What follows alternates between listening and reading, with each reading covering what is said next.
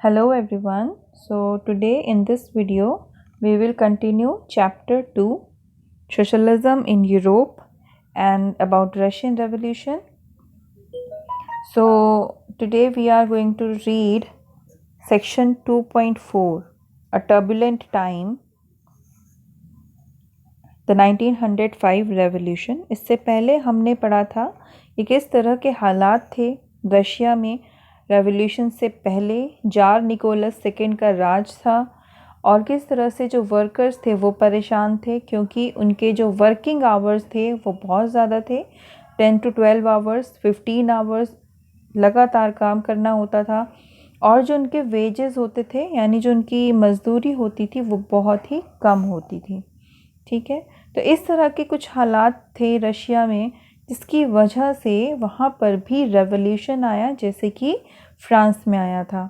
हमने Karl Marx और Lenin के बारे में भी पढ़ा था जिन्होंने ऐसी सोसाइटी के बारे में सोचा या वो ऐसी सोसाइटी इस्टेब्लिश करना चाहते थे जहाँ पर वर्कर्स जो हैं वो सोसाइटी या इकोनॉमी जो होती है वो कंट्रोल करें।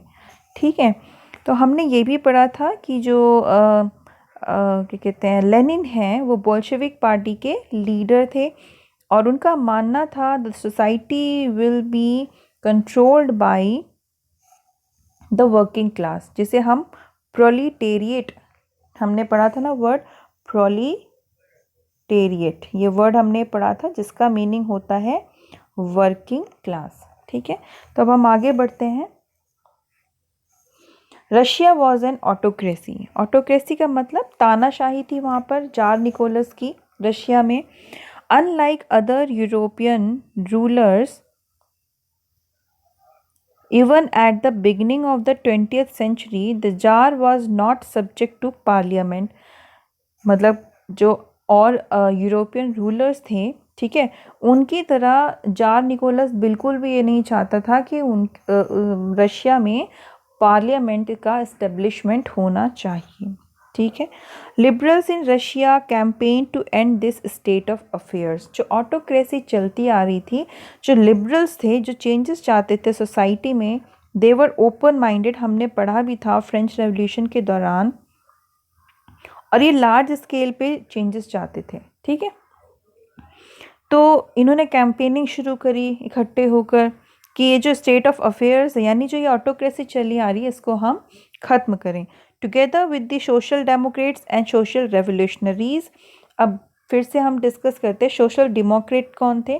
देखिए, Russian social democratic workers party ये इस्टेब्लिश की गई थी, ठीक है, लेनिन के द्वारा, और ये वर्कर्स के लिए ये संगठन किया गया था। ठीक है, यानी जो वर्कर्स थे उनके हक में ये बात हक के लिए लड़ने के लिए इस पार्टी का जो सोशल डेमोक्रेट्स हैं इस पार्टी का इस्टेब्लिशमेंट हुआ था।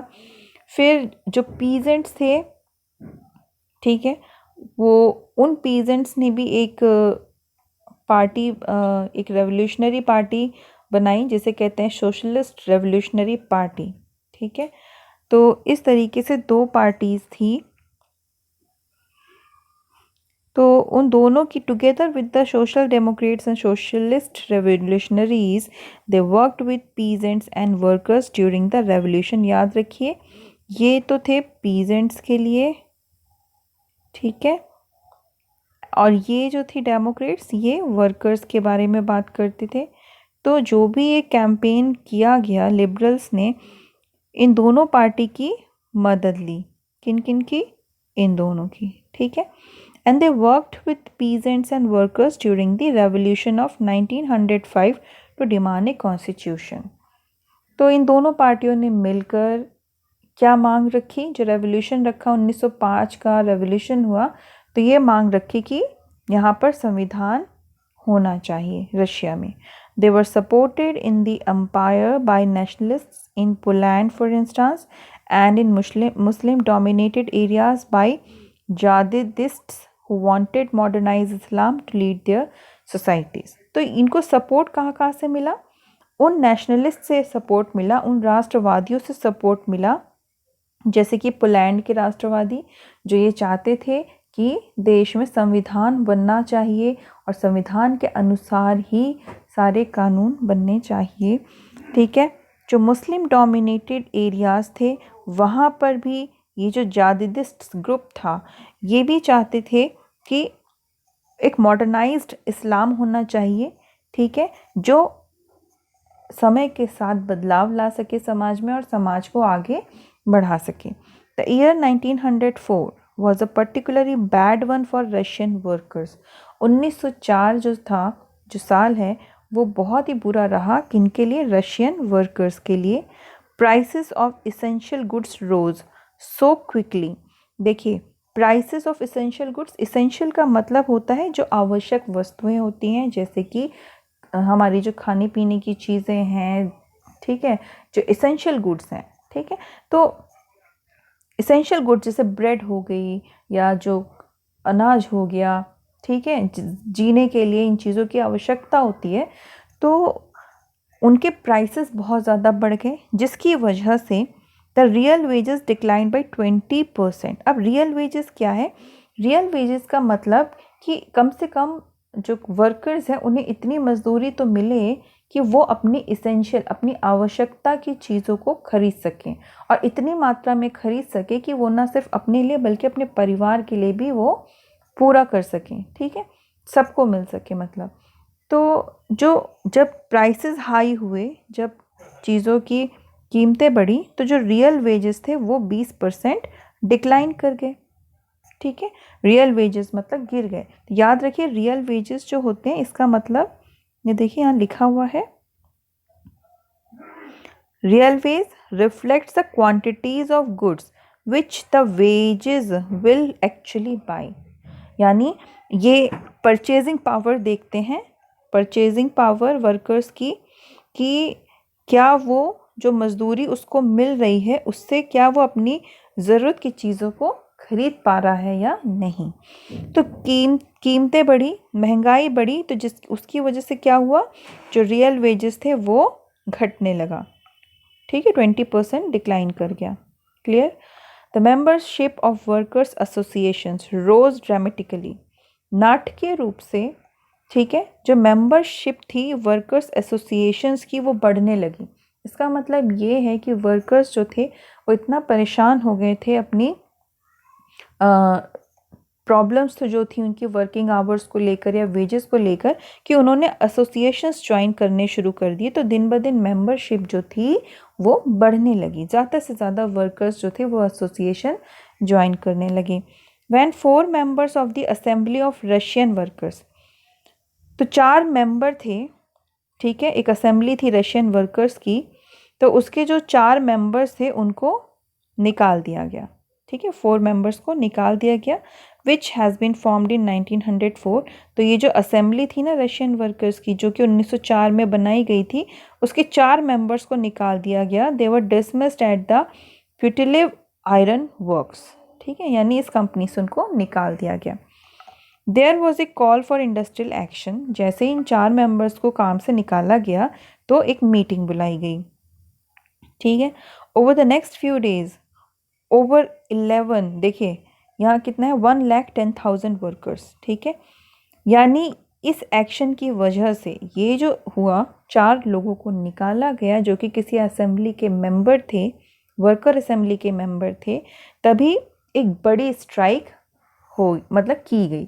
ठीक है, तो करीब 1,10,000 वर्कर्स जो थे सेंट पीटर्सबर्ग में, they went on strike demanding A reduction in the working day to 8 hours, an increase in wages and improvement in working conditions। अब आप देखिए उनकी मांगे क्या क्या थी।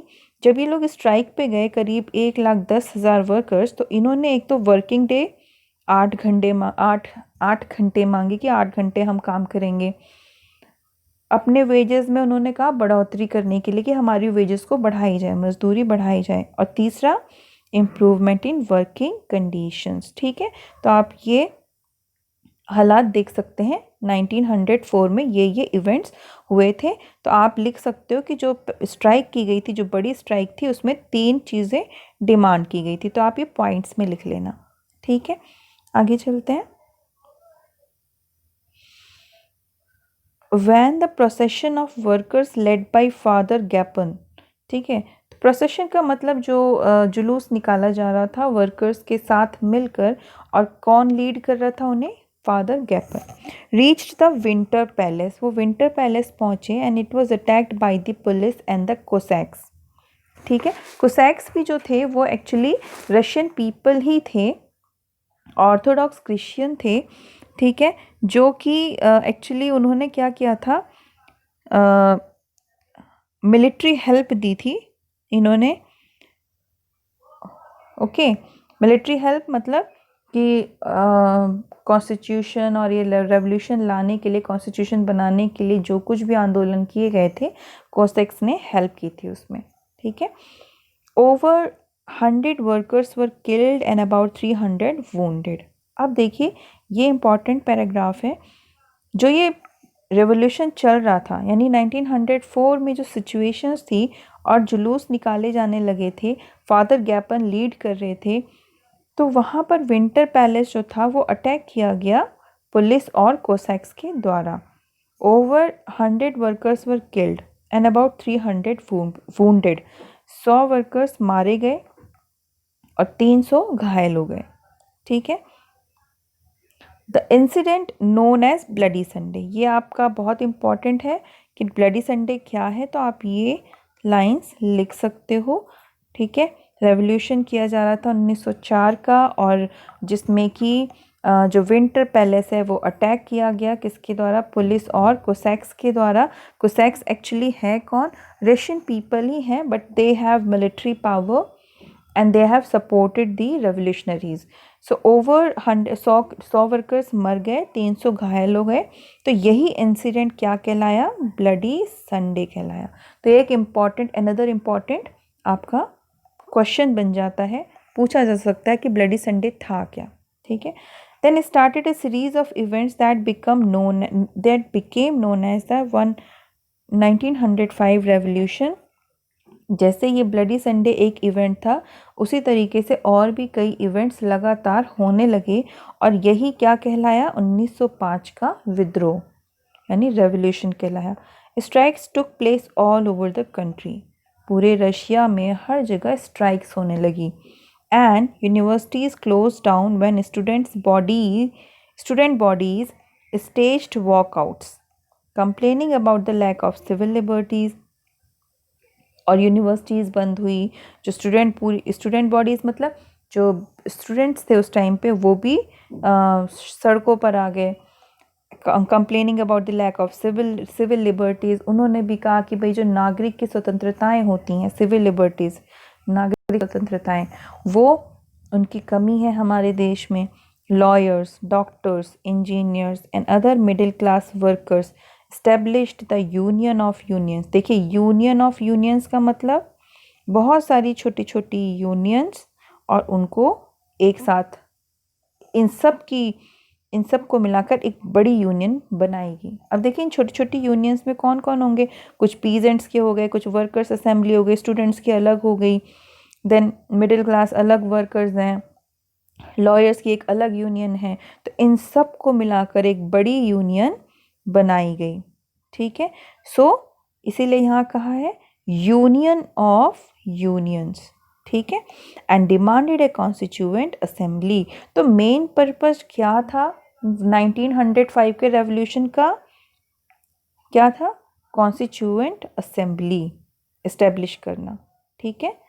कॉन्स्टिट्यूएंट असेंबली, असेंबली इसलिए क्योंकि यही असेंबली क्या बनाती? संविधान बनाती। तो आप लिख सकते हो establishment of constituent assembly was the main purpose of the 1905 revolution, ठीक है। So during the 1905 revolution, the Tsar allowed the creation of an elected consultative parliament और ड्यूमा। देखिए रशिया के पार्लियामेंट को क्या बोलते हैं? ड्यूमा भी बोलते हैं, ठीक है। तो 1905 के रेवोल्यूशन के दौरान, ड्यूरिंग का मतलब दौरान, जब रेवोल्यूशन चल रहा था, जार ने अलाउ कर दिया और कहा कि भाई एक इलेक्टेड कंसल्टेटिव पार्लियामेंट कंस्ट्रक्ट की जाए, यानी एक पार्लियामेंट बनाने का आदेश दिया, एक कमेटी बनाने का आदेश दिया। For a brief, while during the revolution there existed a large number of trade unions and factory committees made up of factory workers। अब इस रेवोल्यूशन में लार्ज नंबर पे ट्रेड यूनियंस थी। ट्रेड यूनियन जो व्यापार वगैरह करते थे, ठीक है, उनकी अपनी एक यूनियन थी। और जो फैक्ट्री कमेटीज़ थी, ठीक है, तो फैक्ट्री कमेटीज़ और ट्रेड यूनियंस ये बहुत लार्ज, बड़ी संख्या में थे इनकी यूनियंस, ठीक है। फैक्ट्री कमेटी मतलब फैक्ट्री वर्कर्स जो काम करते थे उन्होंने मिलकर एक फैक्ट्री कमेटी बनाई, और ट्रेड यूनियंस, ठीक है। After 1905 most committees and unions worked unofficially. Obvious सी बात है, जार इन यूनियंस को और इन कमेटीज़ को इलीगल घोषित करेगा, क्योंकि ये अपने हक की बात कर रहे थे दोनों। और जार बिल्कुल भी नहीं चाहता था कि रशिया से अरिस्टोक्रेसी या ऑटोक्रेसी, एक तंत्र या फिर राजतंत्र खत्म हो जाए, ठीक है। वो कभी भी संविधान नहीं लाना चाहता था, कभी भी वो संसद या पार्लियामेंट नहीं बनाना चाहता था। वो चाहता था, जो जार निकोलस सेकंड है, वो हमेशा ये चाहता था कि उसका राज रशिया पर बना रहे। पर जैसे जैसे लोगों ने लिबर्टी की बात करी, राइट्स की बात करी, तो यहाँ पर प्रॉब्लम्स क्रिएट हुई। तो जो भी एसोसिएशन बने, संगठन बने, ऑर्गेनाइजेशन बने, यूनियंस बने, तो जार ने इन सबको इलीगल बताया, ठीक है, अनऑफिशियल बताया। फिर भी ये सारी जो ऑर्गेनाइजेशंस थी, सारी जो कमेटीज़ थी, यूनियंस थी, इन्होंने अनऑफिशियली तरीके से ही काम करना जारी रखा, since they were declared illegal. समझ आई बात आपको? Severe restrictions were placed on political activity. Jar जो था इस विद्रोह को कंट्रोल करना चाहता था, तो उसने बहुत ही कठोर रेस्ट्रिक्शंस रखी, बड़े कठोर नियम बनाए, ठीक है, कि किसी भी तरह की पॉलिटिकल एक्टिविटी नहीं की जाएगी। यानी किसी भी तरह का गेट टुगेदर करना, मतलब मिलकर इकट्ठा करके कोई असेंबली बनाना, पॉलिटिकल डिस्कशन करना, किसी भी चीज़ के लिए जार निकोलस ने रेस्ट्रिक्शंस लगाई हुई थी ताकि वो लोगों को रोक सकें। The tsar dismiss the first Duma. अब याद रखिएगा, ये बहुत इम्पॉर्टेंट है कि सबसे पहला पार्लियामेंट जो बना था रशिया में, वो बना था, वो जार ने ही बनवाया था, ठीक है। एंड विद इन 75 डेज, 75 दिनों में ही उसने इसको डिसमिस भी कर दिया था। तो जो पहला ड्यूमा, फर्स्ट ड्यूमा मतलब फर्स्ट पार्लियामेंट, याद रखिएगा, रशिया में पार्लियामेंट को ही ड्यूमा बोलते हैं। तो पहला पार्लियामेंट जार निकोलस के द्वारा ही रखा गया। 75 दिन में उसने वापस उसको ख़त्म भी कर दिया। And the re elected second Duma, फिर इसने 3 महीने के अंदर अंदर पहली ड्यूमा ख़त्म की, फिर 3 महीने के अंदर अंदर दूसरी ड्यूमा भी री इलेक्ट करवाई, दोबारा से चुनाव करवाया। He did not want any questioning of his authority. Tsar Nicholas चाहता था कि उसके अथॉरिटी को कोई सवाल ना पूछे, उसकी अथॉरिटी को कोई सवाल ना कर सके। और any reduction in his power, उसने ये कहा कि ठीक है हम ड्यूमा बना देंगे, लेकिन मेरी पावर्स पे किसी तरह का कोई रेस्ट्रिक्शन नहीं होगा। जबकि हमने फ्रेंच रेवोल्यूशन में पढ़ा था, जब नेशनल असेंबली बनी तो उसका सबसे पहला मोटिव था कि जो लुइस 16 है उसकी पावर्स को कंट्रोल किया जाए, चेक लगाया जाए, ठीक है। और लुइस 16 मान भी गया था, लेकिन जार निकोलस बिल्कुल इसके खिलाफ था। उसने कहा मैं पार्लियामेंट और या फिर ड्यूमा बनवाऊंगा, ठीक है, इस्टेब्लिशमेंट करवाऊंगा, लेकिन किसी भी तरह का रेस्ट्रिक्शन मेरे पावर पर नहीं होगा। He changed the voting laws, उसने वोट देने के जो कानून थे उन्हें भी बदल डाला। And pack the third Duma with conservative politicians. अब देखिए जार निकोलस ने क्या किया, उसने तीसरा ड्यूमा बनाया। देखिए 3 ड्यूमास बने थे, फर्स्ट ड्यूमा बनाया, देन विद इन 3 मंथ उसने सेकेंड ड्यूमा भी बनाया, लेकिन दोनों ड्यूमास को वो डिसमिस कर चुका था। थर्ड ड्यूमा जो बनाया उसने, उसमें कंजर्वेटिव पॉलिटिशियंस लिए जो कि जार के लिए काम करते थे, ठीक है। Liberals and revolutionaries were kept out. मतलब इतना चालाक था जार, उसने सोचा कि जो लोगों की डिमांड है कि पार्लियामेंट बनाई जाए, ठीक है पार्लियामेंट बना देंगे, लेकिन उस पार्लियामेंट के जो मेंबर्स होंगे उसने उन लोगों को मेंबर बनाया जो जो कि कंजर्वेटिव पॉलिटिशियंस थे, जो कि नहीं चाहते थे कि किसी भी तरह का बदलाव समाज में आए। ठीक है, अब आप देखिए कि लिबरल्स को उसने दूर रखा पार्लियामेंट से, और जो विद्रोही थे, रेवोल्यूशनरीज थे, जैसे एसोसिएशंस और यूनियंस थी वर्कर्स की, पीजेंट्स की, उनको भी उसने दूर रखा। ठीक है, तो उस पार्लियामेंट के मेंबर्स जो थे लिबरल्स या फिर रेवोल्यूशनरी नहीं बन सकते थे, सिर्फ कंजर्वेटिव पॉलिटिशियंस थे जो कि जार के लिए ही काम करते थे। ठीक है, तो आई होप कि आपको ये सेक्शन समझ में आ गया होगा। So that's all for today, see you in the next video.